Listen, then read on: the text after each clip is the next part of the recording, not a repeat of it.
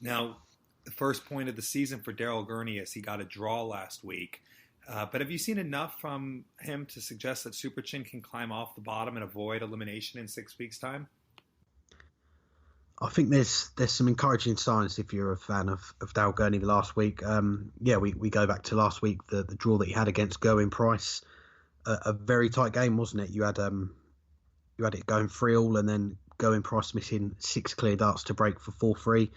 But then on the other side of things, you had Gurney missing a few darts at it as well. So it was a draw was probably a fair result. But I think you can look at it and go, Daryl's put in some quality legs in that game. 11 darter in the third leg to go 2-1 up, and then he was 5-4 down. He had that 13 darter to break back, and then a 14 darter to hold to go 6-5. And you've got to remember as well, they were playing in Cardiff last week. The crowd were on Daryl's back a fair bit, and for Gerwyn Price, I think it was nice for him not to have the crowd on his back for a change. But some key doubles that he hit in key times in that game for Daryl Gurney, and he's not going to have the crowd on his back every week. That's probably the worst that he's going to have it. I know he's going up against Chris Dobey in a few weeks' time in Newcastle, but I can't imagine they'll be as loud as they were in that one towards him for that. But yeah, I think we have seen some signs, and not just from the Premier League picking up his first point, but you look at what he's done on the floor, and I think we spoke about it last week or the week before. He's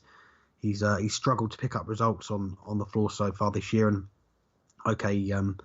he's done a little bit better, like the last 16 of the year on the floor at the weekend, and some decent averages in there as well. 104 against his World Cup partner Brendan Dolan, who's started the year well as well.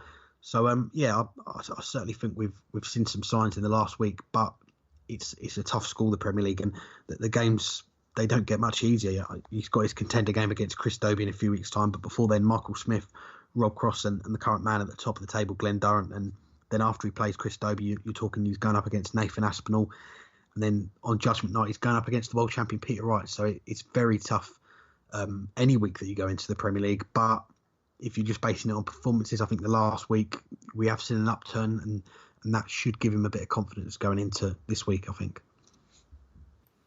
Yeah, I mean, he's definitely shown in this past week a lot more than he showed in the first 2 weeks in the Premier League, 3 weeks in the season, including the Masters in Milton Keynes. And as you mentioned, we talked about it last week, the struggles he had to start the year. But also, if you're just looking at the table, he has a lot of work to do. And the last 5 years since when they've had 9 or 10 players, no one has gotten relegated who had more than 4 points. The first 3 years after the expansion, in fact, 5 and 6 points weren't necessarily safe. But from 2016 on, for the last 4 years, nobody who got to 5 points got relegated. And Glenn Durrant's already there. Van Geuren and Aspinall are a point away from 5, and the other 5 are just 2 points. It's either 1 win across 6 matches or 2 draws.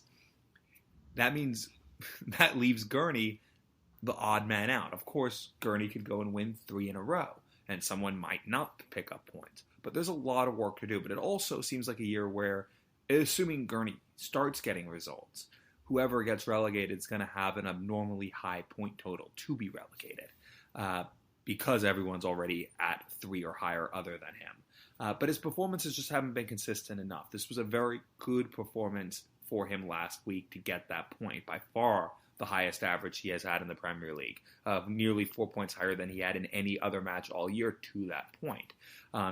On Saturday in the Players' Championship events, it seemed like he had regressed to what we had seen from him the first few weeks, but he had a very good Sunday.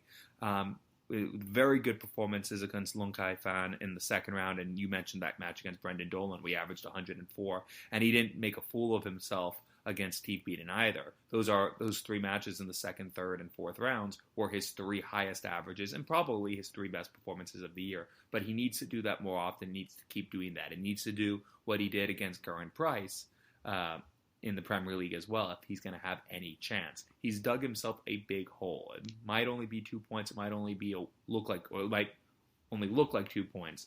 But that is a big difference because those other players will keep getting points, and there are no easy matches in the Premier League. He's going to have to aim probably for 2 wins and a draw from here to get to 6 points to have a real good chance. And even that might not be enough the way things are going.